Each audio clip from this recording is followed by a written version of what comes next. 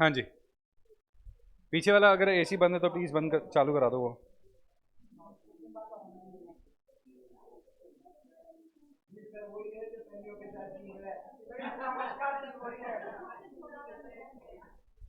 नमस्कार Siddharth. Good afternoon सलोनी। हरे Krishna. Hello Harish. अच्छा, आपका नाम भी सलोनी है? ठीक है। हाय हरीश। हरे कृष्णा मुकेश। हाय प्रियांशी, गुड आफ्टरनून। हरे कृष्णा मोहित। काफ़ी सारे बच्चे ऑनलाइन हैं, मतलब सब आ गए इधर ऑनलाइन।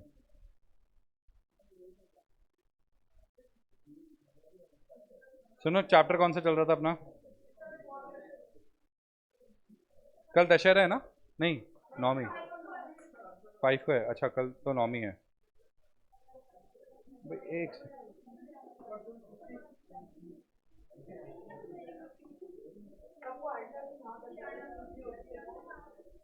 यार, आई हैव नो आइडिया। होनी तो चाहिए, but I have no idea. ठीक है। क्या? मैं क्यों लूँगा? मतलब मेरे को कौन सा रावण बनाने बैठ के? हाँ, मेरे को कौन सा कॉलोनी वालों से चंदा इकट्ठा करना है? क्या चाहो पैसा दो, रावण बनाएंगे अपन। ठीक है। नहीं, फेस्टिवल है डेफिनेटली। और दशहरे वाले दिन हम लोग ऐसे मंदिर वगैरह जाते हैं, बट बाकी मतलब रावण वगैरह दहन मेरे से नहीं होता। ये सब मैं नहीं करता।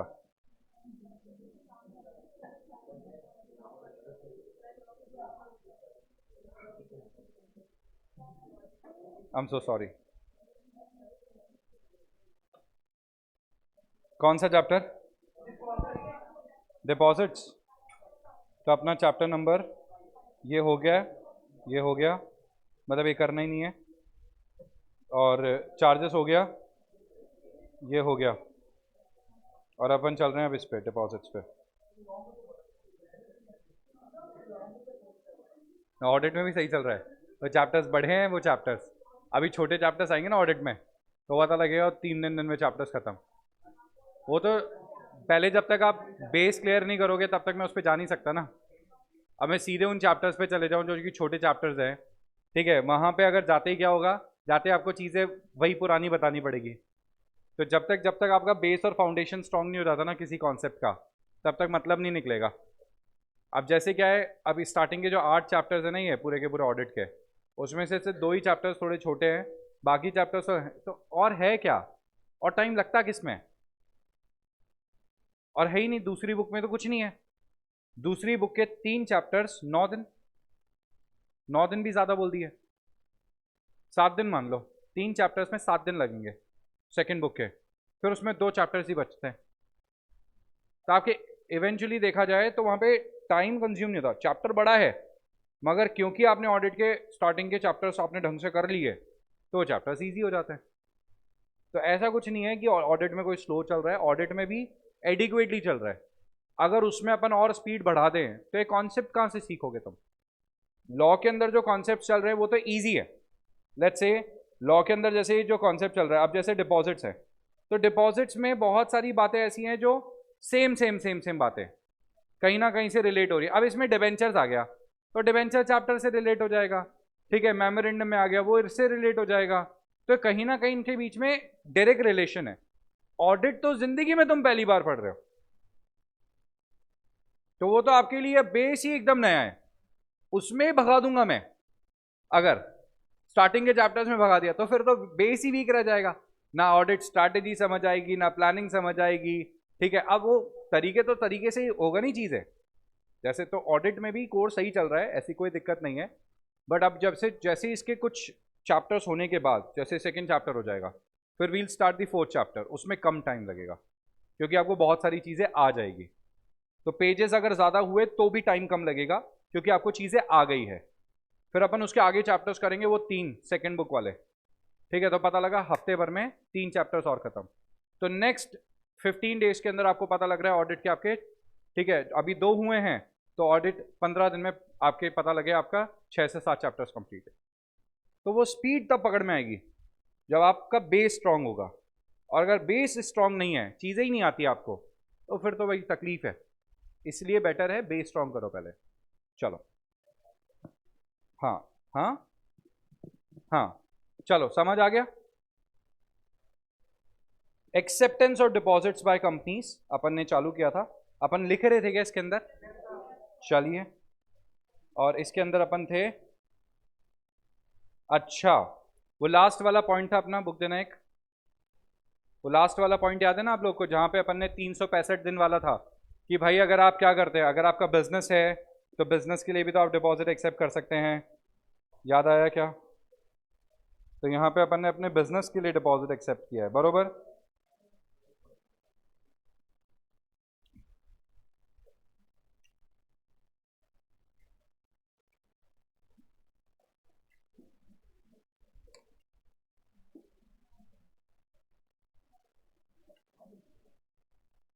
हाँ जी, security for performance of a contract for supply of service, advance मिल गया इमूवेबल प्रॉपर्टी के लिए।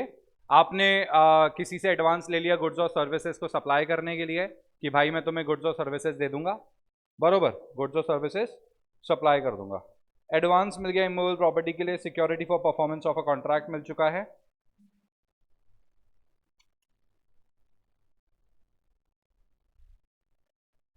नेक्स्ट लिखो,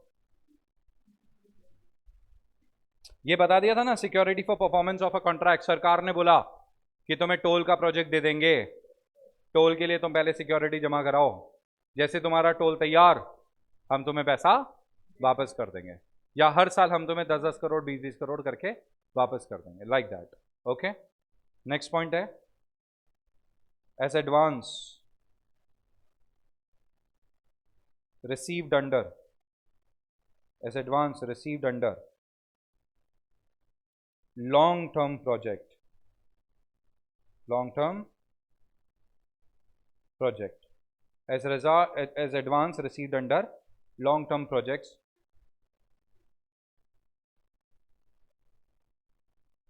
for supply of capital goods। तो मैंने आपसे कॉन्ट्रैक्ट कराया कि आप मुझे कैपिटल गुड्स सप्लाई करोगे, लाइक मशीन्स, ठीक है, और मैंने उसके लिए एडवांस आपको दे दिया। अब उस एडवांस के बेसिस पे आप मुझे मशीन्स वगैरह प्रोवाइड करते रहोगे, समझ आ गया? लॉन्ग टर्म प्रोजेक्ट्स के लिए आप मुझे कैपिटल गुड सप्लाई करते रहोगे, मशीन्स हो गया, या फिर जैसे स्टॉक, जैसे रॉ मटेरियल, या जो भी मेरे को क्या चाहिए, कैपिटल गुड्स चाहिए यहाँ पे गुड्स को प्रोड्यूस करने के लिए, वो आप मुझे सप्लाई करते रहोगे।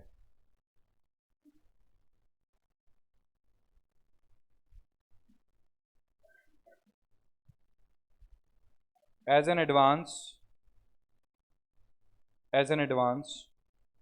towards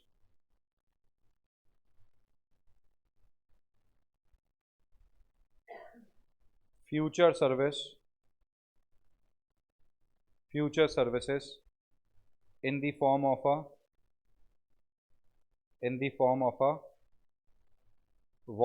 warranty or maintenance contract,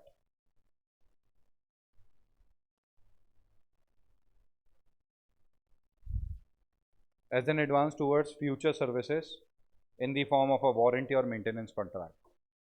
जैसे आपने किसी को एडवांस पैसा दे दिया कि अब तुम वारंटी देते हो मुझे, कुछ भी हो गया तो तुम सही करके जाओगे, या तुम्हें मेंटेनेंस का काम करना है। मैंने आज जैसे पैसा दे दिया आपको, जैसे आप लोग, आप में से फ्लैट्स में कौन कौन रहता है? फ्लैट्स में आप 1 2 3 जन फ्लैट्स में रहते हैं। तो ये जो सोसाइटी वाले फ्लैट्स होते हैं ना, इसमें मेंटेनेंस का पैसा जाता है।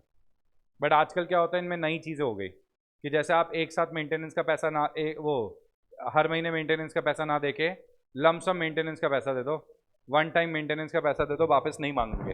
तो वन टाइम मेंटेनेंस आपने दे दिया, let's say for 10 years, let's say for 20 years, या फिर आजकल ये लोग क्या करने लग गए, इसका एक तरीका बताता हूँ। जैसे जितने भी, जैसे आप सब लोग, मैंने एक बिल्डिंग बनाई और आप सब लोग उस बिल्डिंग में रहते हो, आप सब लोग को मेरी बिल्डिंग में फ्लैट्स चाहिए, ठीक है। तो 3 BHK अपन ने बनाया, अपन ने सारे फैमिली वालों से, अपन ने क्या कहा आप लोग को, मैंने कहा आप लोग को कि आप लोग मान लो 40 जने हो, सब लोग 1-1 लाख रुपए, मैंने आप लोगों से, ये 1 करोड़ का फ्लैट है, लेट से मैंने आपको 1-1 करोड़ में दे दिया फ्लैट, 1 लाख रुपए मैं निकालूंगा मेरी तरफ से, जो पैसे निकले आए हैं उसमें से 40 घर है तो 40 लाख रुपए मैंने अलग से इकट्ठा करके अलग से इसका डिपॉजिट बना लिया। समझ आ गया? अब ये जो 40 लाख रुपए मैंने आपसे लिए हैं, एक तरीके से अलग कर दिए मैंने उसे, ये आपका कोई वैसा डिपॉजिट नहीं है। अब इसको हम क्या करेंगे, बैंक में इन्वेस्ट करेंगे और इससे जो पैसा आएगा उसे सोसाइटी का मेंटेनेंस उठाएंगे। समझ आ गया? तो इस फंड से, 40 लाख रुपए के फंड से हमें लेट से पूरे साल भर का 4 लाख रुपए आ जाएगा, लेट से साल भर का 4 लाख रुपए आ जाएगा। अब उस 4 लाख रुपए से अपन क्या करने वाले हैं, उस 4 लाख रुपए से अपन यहाँ पे सोसाइटी का जो बाहर की क्लीनिंग होती है वो, सिक्योरिटी गार्ड की तनख्वाह, तो 2 सिक्योरिटी गार्ड हैं, और जो सफाई होती है पूरे कॉलोनी की, पूरे सोसाइटी की, ठीक है, उस पैसे से यूज़ कर लेंगे। समझ आ गया? तो इसके लिए आपको सेपरेटली और पैसा देने की ज़रूरत नहीं। अब 40 फ्लैट्स ही हैं, अब 40 फ्लैट्स तो आप समझ लो ना यार, 40 फ्लैट्स में तो कितने से ही तो मकान होंगे, कितने ही से तो बिल्डिंग होगी, 40 फ्लैट्स ही तो हैं, कोई बहुत बड़ा सोसाइटी तो है नहीं। बहुत बड़ी बड़ी सोसाइटीज़ में तो भाई हज़ार हज़ार फ्लैट्स हो जाते हैं, ठीक है, तो वहाँ पे तो फिर पैसा भी इतना ही जाएगा। बट यहाँ पे तो अपनी छोटी सोसाइटी है, 40 फ्लैट्स की सोसाइटी है, तो 4 लाख रुपए साल का, ठीक है, ठीक है। आप गार्ड रखते हो, 2 गार्ड रख दिया आपने 10-10 हज़ार के हिसाब से, तो 2,40,000 उनकी तनख्वाह, और 2 सफाई वाले रख दिया आपने, ठीक है, तो 4 लाख अप्रॉक्सीमेटली में उनकी सारी तनख्वाह निकल जाएगी। समझ आ गया क्या? क्लियर हुआ? और कुछ बचा अगर, ठीक है, तो उसको री इन्वेस्ट कर दिया जाएगा ताकि अगले साल से और ज़्यादा ब्याज आ सके। क्लियर हो गया? बोलो। तो इस तरीके से क्या है कि फ्यूचर मेंटेनेंस के कॉन्ट्रैक्ट्स के लिए अगर कोई एडवांस वगैरह लिया गया है या कुछ भी पैसा लिया गया है तो वो इसके अंदर काउंट नहीं करा जाएगा। क्लियर हो गया?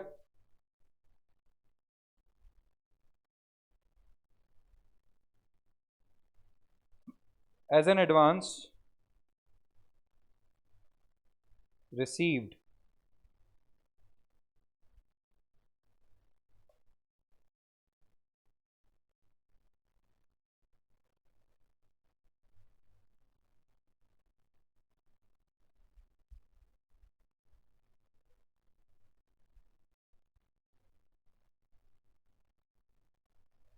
from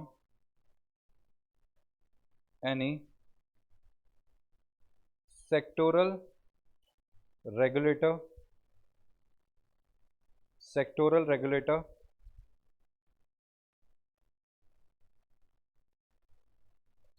रेगुलेटर मतलब किसी सेक्टर के रेगुलेटर की बात कर रहे हैं। जैसे इंश्योरेंस है तो इंश्योरेंस का रेगुलेटर कौन है? IRDA हो गया। टेलीकम्युनिकेशन का TRAI, ठीक है, और जैसे सेबी हो गया अपना, ठीक है, RBI हो गया। These are like sectoral regulators. अगर उनकी तरफ से कोई एडवांस पैसा मिला है या उन्होंने किसी को कहा था एडवांस देने के लिए तो वो एडवांस पैसा भी आपका नॉर्मल डिपॉजिट्स नहीं है। समझ आ गया?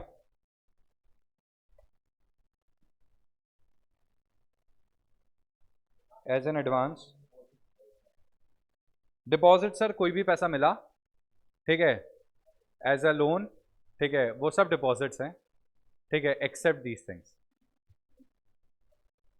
बस ये नॉन स्टॉप चलते ही जा रहा है, ठीक है।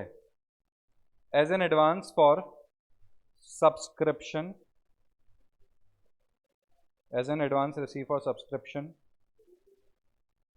Towards publication, subscription towards publication,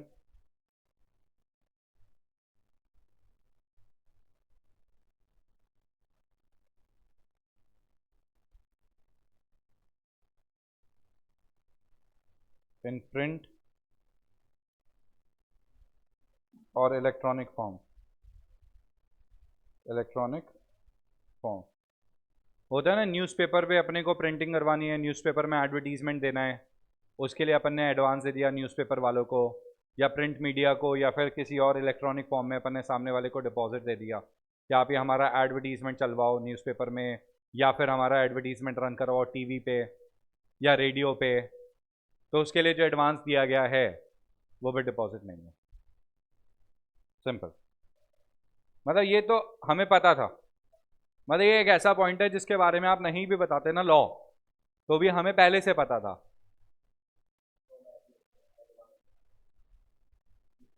prepaid, prepaid income हमें पता था, समझ आ गया। चलो अब नेक्स्ट पॉइंट सुनो। 13 पॉइंट हो गए ना, 14 पॉइंट सुनो। ये जो 14 वाला पॉइंट है ना, ये थोड़ा अच्छा पॉइंट है, इस पे स्टार मार्क कर लेना। ओके, 3-4 पॉइंट्स और बचे हैं। ठीक है, आज ये टॉपिक खत्म, अगला भी चालू, और ये टॉपिक खत्म होते 1/3 चैप्टर खत्म अप्रॉक्स। ठीक है, अब लिखना any amount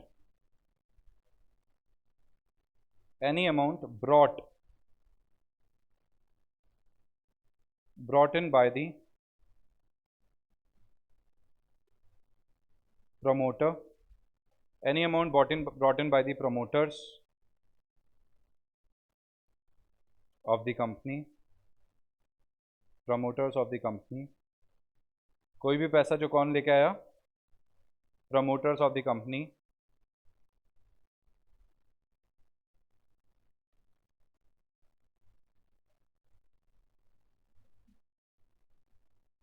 by way of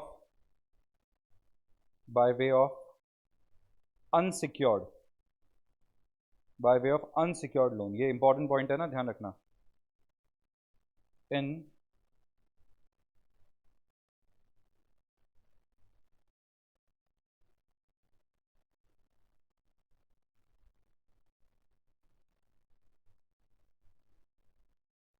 as per stipulation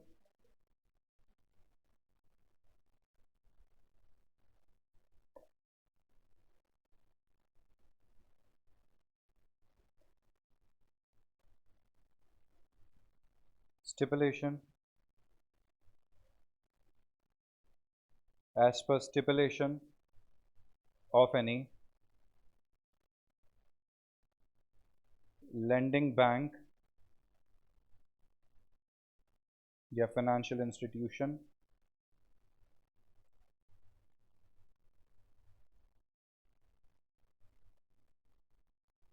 subject to following conditions,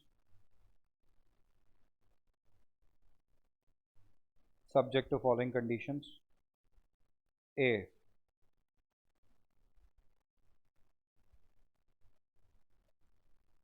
the loan is brought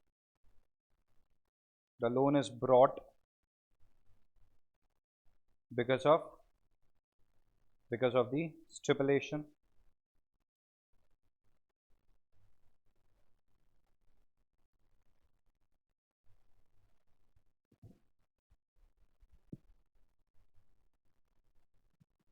B point provided by the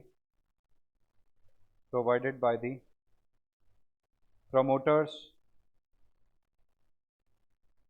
or their relatives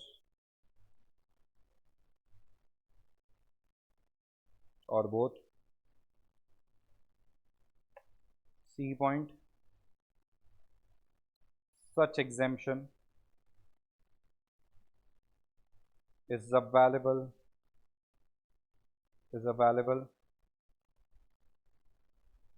only till loans are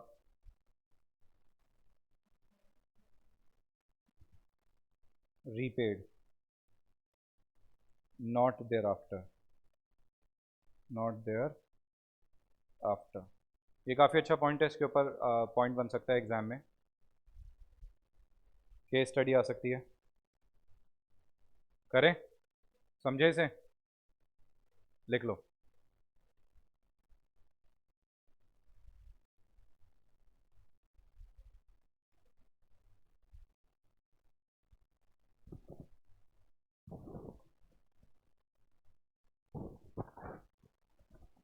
Once you are done writing this, just let me know. लिख लिया? चलिए सुनिए, यह बोलता है कि भाई एक कंपनी को लोन चाहिए, कंपनी को क्या चाहिए, लोन चाहिए। ठीक है,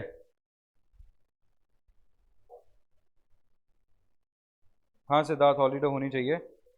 सारे के सारे पॉइंट रिपीट कर दूंगा, जैसे एक बार सारे पॉइंट्स हो जाएंगे मोहित, उसके बाद रिपीट कर दूंगा, ठीक है। एक बार जैसे सारे पॉइंट्स लिख लेंगे, फिर सारे पॉइंट्स एक साथ रिवाइज करके फिर आगे बढ़ेंगे अपन।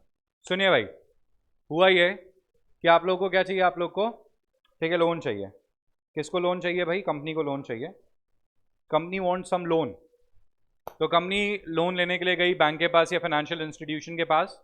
उन्होंने कहा कि ठीक है आपको लोन तो दे देंगे, बट कुछ तो अनसिक्योर्ड लोन आपके प्रमोटर का भी होना चाहिए एज अ सिक्योरिटी। हम आपको अनसिक्योर्ड लोन दे रहे हैं, कोई दिक्कत नहीं है, बट हम चाहते हैं कि कंपनी के जो प्रमोटर्स हैं वो थोड़ा और कंट्रीब्यूशन करें और उनके पास थोड़े शेयर्स होने चाहिए। बोले शेयर्स तो कैसे खरीदें, वो नहीं खरीद सकते, प्रैक्टिकली इट्स नॉट पॉसिबल। बोले क्यों? बोले जैसे एक एग्जांपल समझो कि यार आपके प्रमोटर्स के पास 10% शेयर्स पड़े हैं, बाकी के शेयर्स अपन ने किस में इशू कर रखे हैं? बाकी के शेयर्स अपन ने मार्केट में पब्लिक में इशू कर रखे हैं। अब कंपनी के प्रमोटर्स जो हैं वो शेयर्स मार्केट से खरीदे हैं, तो क्या मतलब निकलेगा, है ना। तो बोले कि एक काम करो, आप जैसे आपको हमसे 10 करोड़ का लोन चाहिए ना, तो 2 करोड़ का लोन आपके प्रमोटर आपको कंपनी को दे दे, हम लोग को चलेगा एज ए सिक्योरिटी। बोले ठीक है। बोले वो भी इसीलिए क्योंकि आपका प्रमोटर कंट्रीब्यूशन कम है। अगर कंपनी के अंदर प्रमोटर कंट्रीब्यूशन काफ़ी ज़्यादा होता तो हम लोग को इश्यूज़ नहीं आते, बट क्योंकि आपकी कंपनी में आपका जो प्रमोटर कंट्रीब्यूशन है लेट से वो 10% ही है और मिनिमम हम लोग को 20% चाहिए होता है, तो प्रमोटर को बोल दो कि जो डिफरेंस ऑफ द अमाउंट है या तो वो ठीक है, या तो वो मार्केट से खरीद ले आपको लोन दे दे, या कोई बात नहीं आप 2 करोड़ का लोन दे दो, 10 करोड़ का हम आपको लोन अकॉर्डिंगली फाइनेंस कर देंगे।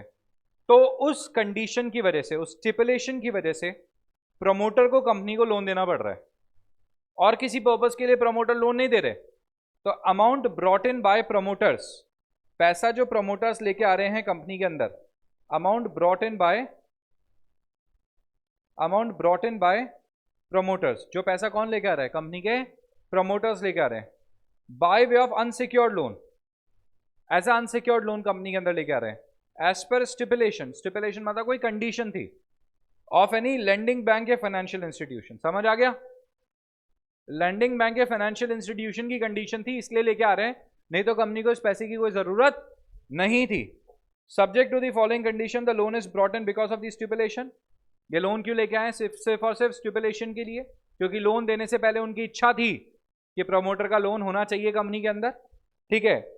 प्रोवाइडेड बाय द प्रमोटर, दे सकते हैं उनके रिलेटिव्स या दोनों दे सकते हैं मिलके ये लोन, ठीक है। और ये जो एग्जेम्पशन है ना कि इस अमाउंट को डिपॉजिट नहीं मानेंगे, ये एग्जेम्पशन से तब तक ही अवेलेबल है जब तक आप बैंक का पाई नहीं चुका देते। The moment you repaid the entire bank money, आपने जैसे जिस मोमेंट बैंक का पैसा वापस किया, आप प्रमोटर को भी वापस कर दो, नहीं वापस करते तो प्रमोटर का जो पैसा है उसको डिपॉजिट्स मान लिया जाएगा। नहीं करते वापस तो जो प्रमोटर का जो पैसा है उसे डिपॉजिट्स मान लिया जाएगा। बोलो समझ आया कि नहीं आया? बोलिए, अब आ गया समझ में? किसी को कोई डाउट है तो बोलो, अरे बोलो ना, आ गया अच्छे से? चलिए आगे बढ़े। हाँ बोलो सर। रिलेटिव्स, प्रमोटर के रिलेटिव्स लोन दे सकते हैं, प्राइवेट पब्लिक कोई फर्क नहीं पड़ता।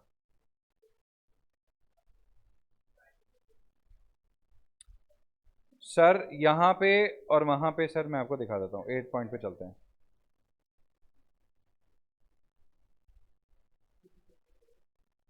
अमाउंट रिसीव फ्रॉम डायरेक्टर और रिलेटिव ऑफ ए डायरेक्टर है सर, और यहां पे सर प्रमोटर की बात हो रही है, ठीक है।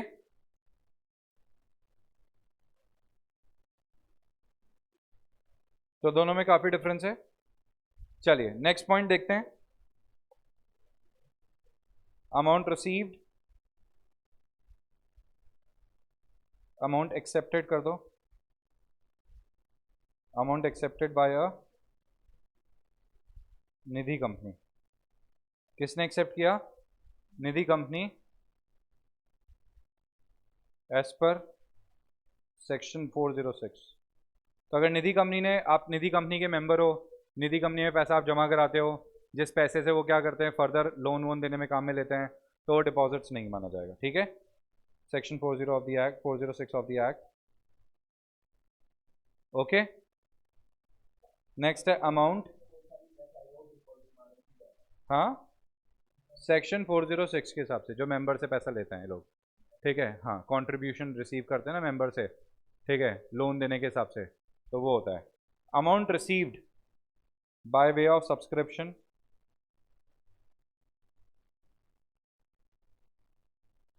by way of subscription in respect of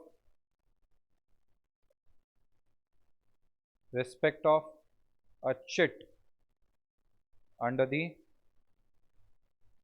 chit fund act. तो चिट फंड एक्ट 1982 के हिसाब से अगर आपको कुछ पैसा मिला है सब्सक्रिप्शन में, एज अ सब्सक्रिप्शन, आप चिट फंड कंपनी के मेंबर हो, लॉटरी वॉटरी जो चलाते हैं, ठीक है, तो उसके अंदर अगर आपने कोई पैसा दिया है तो वो सब्सक्रिप्शन दिया है तो वो भी डिपॉजिट्स नहीं है। समझ आ गया?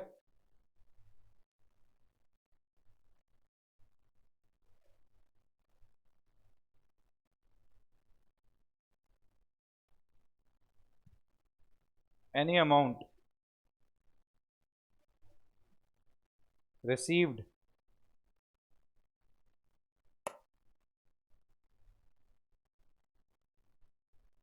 by the company, ये तो गायब ही हो गया, ऊपर वाले लिख लिया था क्या आपने? करा यार,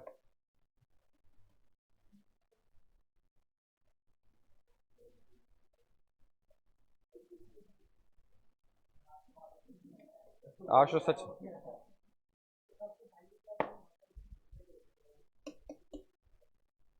आ ही नहीं रहा यार।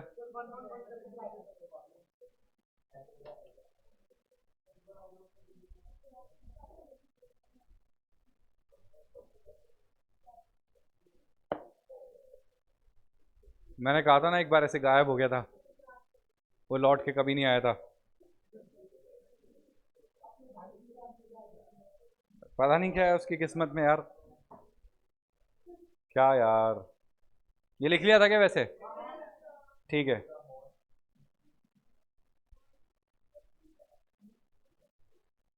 अरे यार ये मेन मेन्यू कहाँ से आ रहा है यार?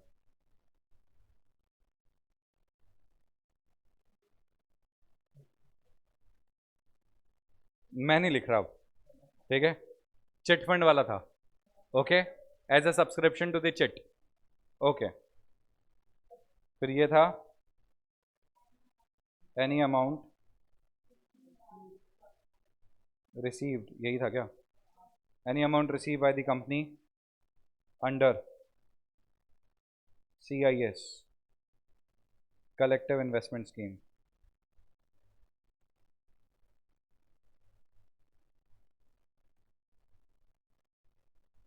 कलेक्टिव इन्वेस्टमेंट स्कीम इसको कहते हैं रिच मैन म्यूचुअल फंड।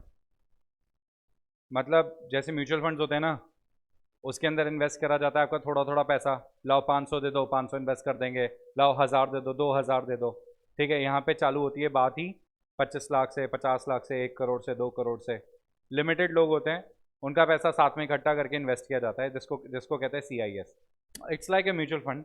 तो अगर कंपनी ने CIS के लिए कुछ पैसा रिसीव करा है, जो म्यूचुअल फंड कंपनी है CIS चला रही है, या जो CIS कंपनी है कलेक्टिव इन्वेस्टमेंट कंपनी है, जो सेबी से रजिस्ट्रेशन करवाया है, उसके लिए जो उसने पैसा रिसीव करके मार्केट में इन्वेस्ट करा है, तो वो पैसा क्या नहीं माना जाएगा?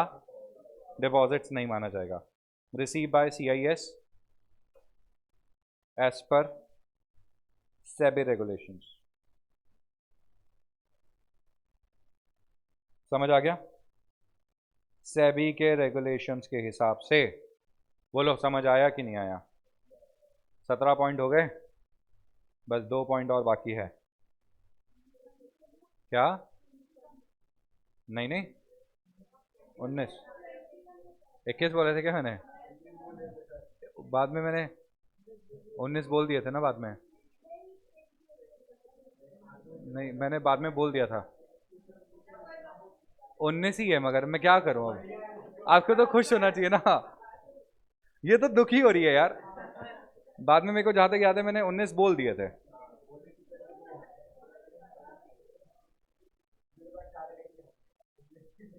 हाँ 18 ही थे, बुक में तो 18 ही हैं, मैंने उसको 19 में कन्वर्ट कर दिया था। हाँ चल झूठे, और घर जाके वापस पढ़ता हूँ। चलो यहां तक हो गया। इसमें किसी को यहां तक कुछ, भाई इन 17 पॉइंट में किसी को डाउट है तो जल्दी बोल दो यार, नहीं है ना? अब जो पॉइंट लिखवाने वाला हूँ थोड़ा सा ज्यादा इंपॉर्टेंट है, और मतलब वही है, इसके ऊपर पॉइंट बन सकता है।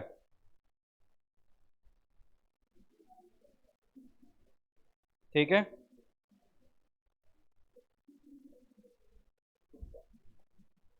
an amount of 25 lakhs or more, an amount of 25 lakhs or more received by a startup company, received by a startup company by way of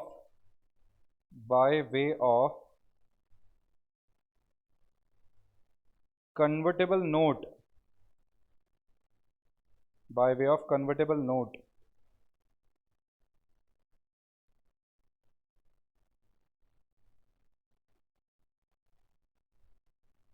convertible into equity shares or repayable within 10 years, repayable within 10 years in a single tranche,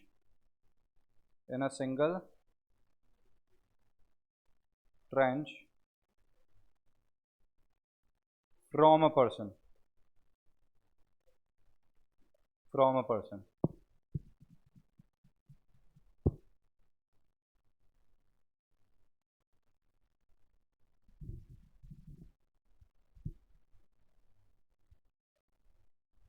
ठीक है, लिख लिया? तो ये बहुत बढ़िया point है। अब ये पॉइंट समझ तो अब आएगा ना जब समझाऊंगा मैं। देखो, आपकी एक स्टार्टअप कंपनी है, आपकी एक क्या है? Startup company. आपकी कंपनी में आप मेरे पास आए और मुझे आगे बोलते हो कि सर मेरी स्टार्टअप कंपनी में आप इन्वेस्ट करना चाहते हो। मैंने कहा ठीक है, एक काम करो, है ना? अरे पिच विच दे दिया आपने, सब सब बताया, ऑब्वियसली सब बताओगे आप, सारी चीज़ें एक्सप्लेन करोगे, ठीक है। और मैंने आपसे बहुत सारे सवाल पूछ लिए। उसके बाद जब मैं सेटिस्फाइड हुआ इन सब चीज़ों से, उसके बाद मैंने कहा कि ठीक है भाई, मैं आपको पैसा देने के लिए तैयार हूँ, कोई दिक्कत वाली बात नहीं है, मगर जो मैं पैसा दूंगा ना वो आपको एज ए इक्विटी नहीं दे रहा। बोले सर फिर? मैं दे रहा हूँ कन्वर्टेबल नोट। बोले सर इससे क्या होगा? ये इसकी लाइफ है 10 साल, आप बढ़िया काम करते हो तो मैं इसको इक्विटी में कन्वर्ट करवा लूंगा कुछ साल के बाद, जब मेरी मर्जी होगी तब। जैसे आपने 3 साल में बहुत बढ़िया काम किया, तो आप 3 साल तक तो मेरे को ब्याज दो, 3 साल के अंदर मैं इसको बोल दूंगा कि चलो अब इसको इक्विटी में कन्वर्ट कर दो। 5 साल तक बढ़िया काम हुआ तो 5 साल में ब्याज दे दो, 5 साल तक ब्याज दे दो, और 5 साल के बाद 6th ईयर में से इक्विटी में कन्वर्ट कर दो। जैसे ही मेरे को अच्छा लगेगा ना काम, मैं तुरंत इसको इक्विटी में कन्वर्ट करवा लूंगा। और जब आपका काम बढ़िया नहीं है तो सिंपल सी बात है कि मैंने आपको पैसा दिया है, ठीक है, और आप मुझे इस पर ब्याज देते रहो। तो आप समझ रहे हो भाई, मैंने आपको पूरा पैसा दे दिया, 25 लाख रुपए दे दिया, इमेजिन करो, ठीक है, मिनिमम 25 लाख देना है, मिनिमम 25 लाख, वो भी वन शॉट, एक बार में दे रहा हूँ मैं आपको, ठीक है, ऐसा नहीं कि टुकड़ों में, एक सिंगल ट्रांच में मैं आपको पैसा दे रहा हूँ। तो मैं चाहता हूँ कि मेरी सिक्योरिटी क्या रहेगी? मैंने आपको भाई पैसा दे दिया और कल को अगर आपने कंपनी डुबो दिया, कुछ ऐसा रहा, तो मेरा तो पैसा डूब जाएगा। तो इस चीज़ से बचने के लिए मैंने क्या किया, आपको 25 लाख रुपए, 50 लाख रुपए, जो भी है, 25 लाख के ऊपर का कोई भी अमाउंट मैंने आपको सिंगल ट्रांच में दे दिया, एक बार में दे दिया, जिसके बदले मैंने आपसे कन्वर्टेबल नोट ले लिए। अब इस पर या तो आप मुझे ब्याज देते रहोगे, और अगर आपका काम ढंग से नहीं चला, मेरा मन नहीं करा, तो 10 साल के अंदर अंदर आप मुझे इसको रीपे कर देना, 10 ईयर्स के अंदर आप मुझे इसका रीपेमेंट कर देना।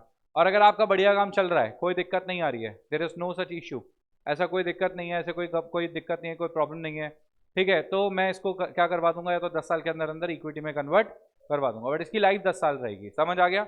एन अमाउंट ऑफ 25 लाख और more received by a startup company. Startup company सिर्फ एक प्राइवेट कंपनी हो सकती है, कोई भी पब्लिक कंपनी स्टार्टअप कंपनी नहीं होती है।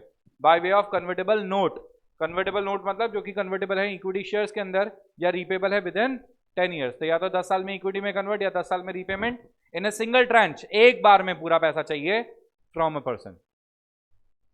समझ आ गया? तो ये डिपॉजिट्स नहीं माने जाएंगे। सर अगर आपको 20 लाख ही मिले तो डिपॉजिट्स मान लूंगा, सिंपल सी बात है।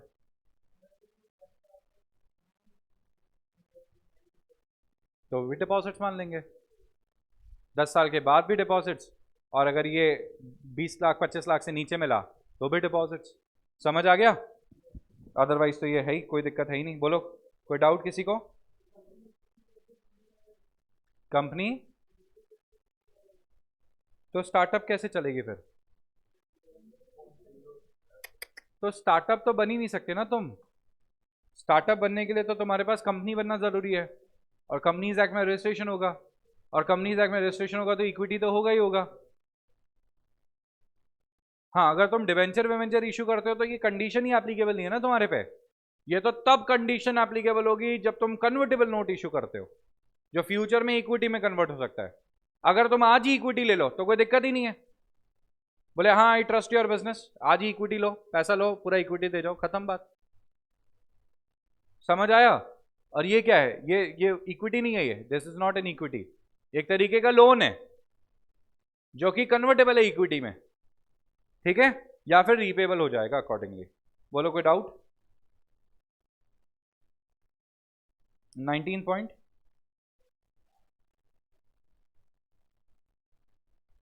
अब जैसे कि CIS होता है, ठीक है, आपका जो अपन ने CIS अभी देखा कलेक्टिव इन्वेस्टमेंट स्कीम, उसी तरीके से और भी तरीके होते हैं, तो उसके बारे में मैं बता देता हूँ आपको। Any amount received by a company from alternative investment fund AIF, ठीक है, domestic venture capital funds, infrastructure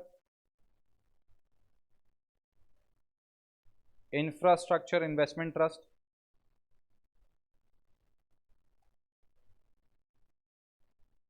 infrastructure investment trust,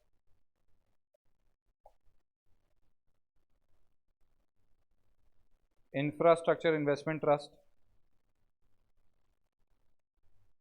real estate investment trust and mutual funds registered with SEBI. तो इन कंपनीज ने अगर इन सब पर्पसेस के लिए पैसा लिया है, ठीक है, इन कंपनीज ने इन सारे पर्पसेस के लिए पैसा लिया है, तो वो, ठीक है, क्या नहीं माना जाएगा? डिपॉजिट्स नहीं माना जाएगा। AIF like alternative investment fund, जो इक्विटी के अलावा दूसरी जगह पे इन्वेस्ट करेगी आपका पैसा, not like a mutual fund, और दूसरी जगह पे जहाँ पे भी इन्वेस्टमेंट के जोन्स रहते हैं वहाँ पे इन्वेस्ट करेगी, जिसको कहते हैं alternative investment fund. Domestic venture capital fund, मतलब वेंचर कैपिटल फंड वो कंपनीज होती है जो स्टार्टअप्स के अंदर, ठीक है, या नई कंपनीज के अंदर पैसा इन्वेस्ट करती है, उसको कहते हैं वेंचर कैपिटल फंड। जैसे रिलायंस की खुद की वेंचर कैपिटल फंड है, वेंचर कैपिटल कंपनी है जो स्टार्टअप्स के अंदर पैसा इन्वेस्ट करती है। समझ आया? ठीक है, तो ये कंपनीज क्या करती है? इसे स्टार्टअप कंपनीज के अंदर पैसा इन्वेस्ट करके उनके शेयर्स लेके रख लेती है। जैसे आपने बुक माई शो देखा है, बुक माई शो से टिकट बुक किया है कभी? बहुत महंगा पड़ता है भाई। हाँ, हमेशा बुक माई शो से करता हूँ, बट महंगा बहुत पड़ता है बुक माई शो से। एक तो क्या है, दिक्कत यह है कि कौन जाएगा इतनी दूर, ठीक है, हॉल में। अब हॉल में जाओ, पार्किंग का चार्ज दो। देखो, जैसे अगर WTP जाना है मूवी देखने के लिए, सिनेपॉलिस जाना है, तो सिनेपॉलिस जाने के लिए क्या करना पड़ेगा? सिनेपॉलिस जाने के लिए WTP जाना पड़ेगा, WTP की पार्किंग 50 रुपये, ठीक है, फिर 3 फ्लोर ऊपर, क्या, ठीक है, फिर 3 फ्लोर ऊपर, 3 फ्लोर ऊपर जाके फिर टिकट लो, फिर टिकट लेके वापस आओ, ठीक है, फिर ऑफिस तक पहुंचो। यानी कि आपको पता लगे कि आपका 50 से 100 रुपये का पेट्रोल लग चुका है, और 50 रुपये पार्किंग के, और आधा घंटा जो वेस्ट हुआ। तो उससे बेटर क्या है, लोगों को लगता है कि इससे बेटर है अपन बुक माई शो से बुक करवा लेते हैं। तो बुक माई शो ने अपनी अच्छी आदत डाल दी या बुरा आदत डाल दी, ठीक है। बुक माई शो हो गया, पेटीएम हो गया, आजकल इससे भी कर सकते हैं अपन, ठीक है, पेटीएम इनसाइडर, इसके थ्रू आप टिकट्स वगैरह बुक करा सकते हो। तो दे टेक चार्जेस, तो ये इनकी कमाई का अच्छा खासा सोर्स बन चुका है। तो ये अपने से भी चार्ज लेते हैं, ठीक है, मूवी को ऊपर दिखाने का भी चार्ज लेते हैं हॉल वालों से, तो ये हॉल वालों से भी कमीशन लेते हैं, अपने से भी कमीशन लेते हैं। तो बुक माई शो में पैसा किसने लगा रखा है? जैसे one of the investor is Reliance, one of the investor is Reliance, तो रिलायंस एक वेंचर कैपिटल कंपनी खोल के बैठा है, तो इन्होंने क्या किया, इन्होंने स्टार्टअप्स के अंदर भी पैसा लगा दिया। जैसे अप स्टॉक है, टाटा ने उसमें पैसा लगा रखा है, समझ आ रहा है। तो बहुत सारी कंपनीज है, जितनी भी स्टार्टअप कंपनीज आपको नजर आती है ना आजकल, इन्होंने इन सबसे पैसा उठा रखा है, टाटा से, रिलायंस से, ठीक है, मतलब अडानी से, सबसे सबसे कहीं ना कहीं फंडिंग ले रखी है इन लोगों ने। तो ये फंडिंग्स ले लेके क्या करते हैं, इतनी बड़ी कंपनी बन जाते हैं। अब जो कंपनी जितनी ज़्यादा बड़ी हो जाएगी, ठीक है, उसका उतना ही ज़्यादा वैल्यूएशन होगा और इनको उतना ही ज़्यादा फायदा मिलेगा। समझ आ गया क्या भाई। इन्होंने लगाए 1 करोड़, जैसे अब आप सोच रहे हैं यार क्या नाम है उसका, उबर वाला नहीं, ओला वाला, क्या नाम है उसका, अरे वो स्टार्टअप में जो पैसा लगाया था उसने, अनुपम मित्तल। अनुपम मित्तल ने 1 करोड़ इन्वेस्ट करे थे, ठीक है, और 1000 करोड़ बन गए। तो इंडिया के अंदर जो सबसे बेस्ट इन्वेस्टमेंट के अंदर काउंट होता है ना, वो सबसे ज़्यादा जो रिस्की है वो है स्टार्टअप में पैसा इन्वेस्ट करना। स्टार्टअप्स रिस्की इसलिए है क्योंकि 10 में से सिर्फ 1 या 2 ही पास होते हैं, बाकी 9 फेल होते हैं। बट 10 में आपने 10 में इन्वेस्ट करा 10 करोड़ 20 करोड़, बट एक भी चल गई ना ढंग से तो सीधा 1000 करोड़ बना देगी, जो कि अनुपम मित्तल के साथ हुआ। समझ आया कि इसलिए स्टार्टअप्स, इसलिए अगर चल गई तो चांद तक, ऐसे चाइनीज माल ठीक है। तो इस तरीके से इनका बिजनेस चलता है। This is how they grow in the market startups. उसके बाद सेकंड बेस्ट इन्वेस्टमेंट माना जाता है शेयर मार्केट के अंदर, फिर तीसरा बेस्ट इन्वेस्टमेंट माना जाता है गोल्ड के अंदर, चौथा प्रॉपर्टीज़ के अंदर माना जाता है आज के टाइम को देखते हुए, नहीं तो पहले थर्ड नंबर पे आती थी प्रॉपर्टीज़। ओके, फिर गोल्ड, सिल्वर, और फिर उसके बाद आते हैं आपके बाकी अदर तरीके के जो इन्वेस्टमेंट्स होते हैं, ठीक है। और सबसे बेकार माना जाता है आपके एफडीज और उससे ज़्यादा बेकार है सेविंग्स में, सेविंग्स बैंक अकाउंट में पैसा रखना, और सबसे ज़्यादा बेकार है पैसा कैश में घर पे छुपा के रखना, क्योंकि वो कुछ नहीं होता उसको पैसा बढ़ता ही नहीं है, एज इट इज़ ख़त्म। हाँ, कुछ पूछना चाहते हो तो सबसे पहले, हाँ सर। सर प्रॉपर्टी पहले के टाइम पे ग्रो कर रही थी, अब 2005 से लेकर आज तक प्रॉपर्टी के जो दाम बढ़े ना, वो बहुत ही लिमिटेड जगह के बढ़े हैं। 2005 से लेकर 2022 तक आ चुके हैं अपन, उसके अंदर प्रॉपर्टी के अंदर सिर्फ 10 से 15% का ग्रोथ आया है, 10-15-20% का ग्रोथ बस। तो भाई तुम 15-16-17 साल के अंदर 1 साल का रिटर्न होता है अच्छे इन्वेस्टमेंट्स के 15 से 20% का, और यहाँ पे प्रॉपर्टी में आपको 10 साल में 20% का रिटर्न मिल रहा है। तो क्या मतलब निकला? अरे तो मना थोड़ी कर रहा हूँ, रेंट कितना आता है, 3 से 4% का।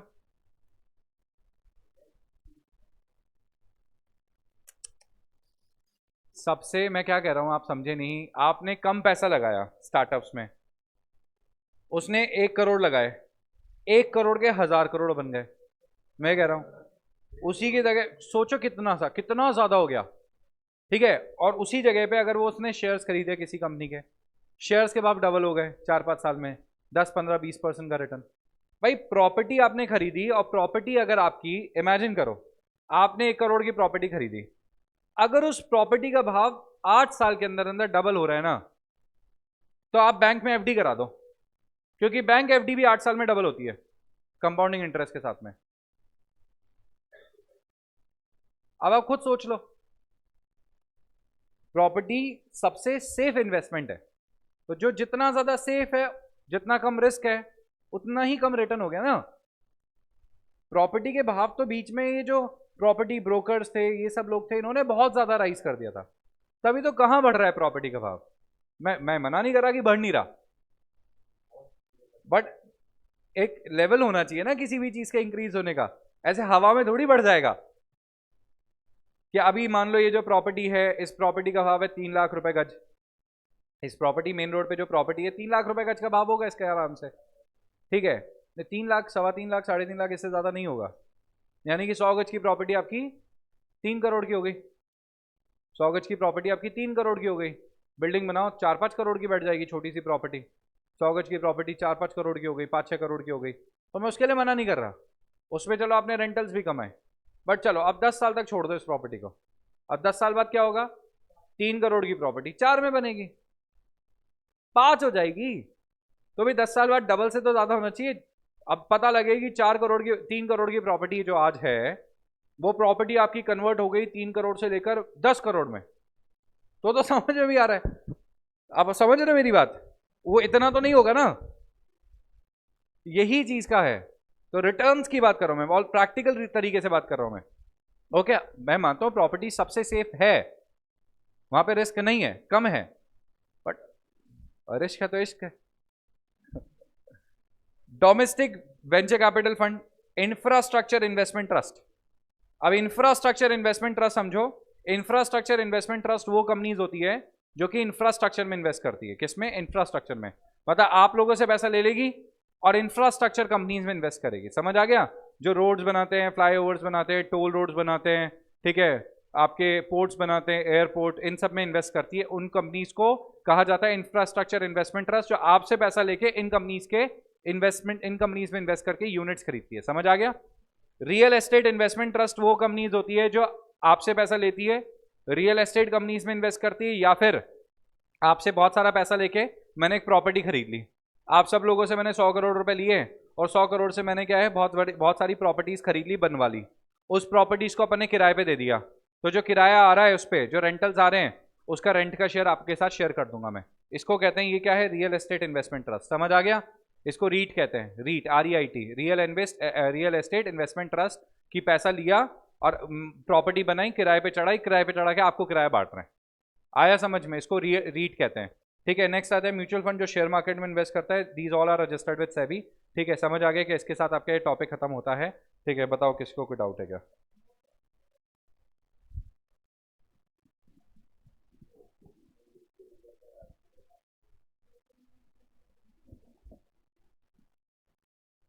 क्योंकि इसमें प्रियांशी ने मैसेज किया था ना, नहीं लिखा सर।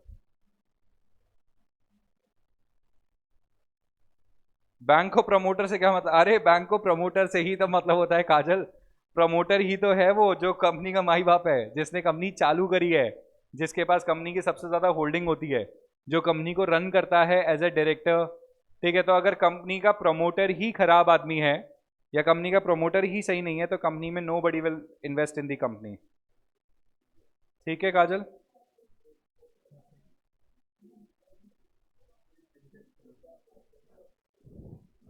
अच्छा, फर्स्ट इन्वेस्टमेंट कौन सा है?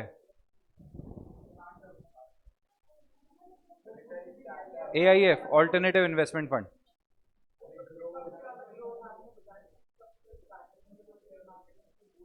अच्छा, वैसे हाँ, सबसे पहला इन्वेस्टमेंट, वैसे तो मैंने आपको टेक्निकली चीज़ें समझा दी कि प्रैक्टिकली जो बेस्ट इन्वेस्टमेंट माना जाता है वो स्टार्टअप में माना जाता है, फिर शेयर मार्केट में। रिटर्न्स के मामले में जो देखा गया है लास्ट कुछ सालों से, जैसे मेरे दादाजी ने एक प्रॉपर्टी खरीदी, तो हम लोग का जो घर है, हम लोग की जो प्रॉपर्टी खरीदी थी वो खरीदी थी 1980s में। मान लो आप 1980s में मेरे दादाजी ने 95,000 रुपीज़ में प्रॉपर्टी खरीदी थी, JDA की नीलामी हो रही थी, 95,000 में प्रॉपर्टी खरीदी थी, मेन रोड पे हमारा घर है। ठीक है, तो मेन रोड पे प्रॉपर्टी थी, 95,000 की खरीदी थी। आज की डेट में वो होगी 4-5 करोड़ की प्रॉपर्टी मान लो। ठीक है, आज की डेट में उसकी कीमत है 4-5 करोड़, तो काफ़ी हो गया सर, बढ़िया है सर। अरे भाई, उस टाइम पे 1 लाख रुपए के विप्रो के शेयर्स खरीद लेते हैं, आज की डेट में 30,000 करोड़ के होते हैं। 30,000 करोड़, 30,000 करोड़ छोड़ो, अब घर किसी थोड़ी सी अंदर ले लेते, गली के अंदर थोड़ा सा, 10,000 रुपए के विप्रो के शेयर्स ले लेते, 3,000 करोड़। बगल वाला घर ले लेते, उसकी ऑक्शन कम लगी थी, ठीक है, तो 5,000 बचते, 1,000 की ले लेते, 300 करोड़। समझ गए क्या? बस अब क्या कर सकते हैं, तो बस वही वाली बात है। तो प्रॉपर्टी के भाव बढ़े, बहुत बड़े सर, बहुत बड़े। आज सर प्रॉपर्टी इतनी एक्सपेंसिव हो गई, इतनी बढ़िया हो गई।